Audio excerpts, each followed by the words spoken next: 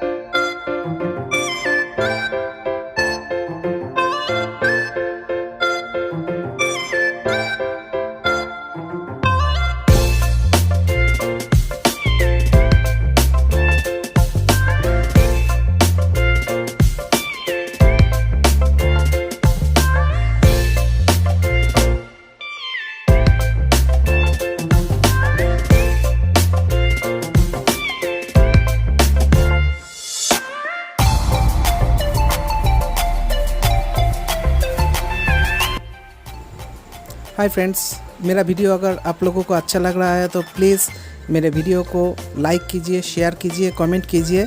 और जो मेरे चैनल पे अभी नए हैं प्लीज़ मेरे चैनल को सब्सक्राइब करके पास में जो बेल आइकन है उसको दबा दीजिए। तो जब भी मैं कोई नया वीडियो छोड़ूंगा तो सबसे पहले वो आपके पास पहुंच जाएगा। तो मुझे आप लोगों की प्यार की बहुत ज़रूरत है, प्लीज़ मुझे सपोर्ट कीजिए।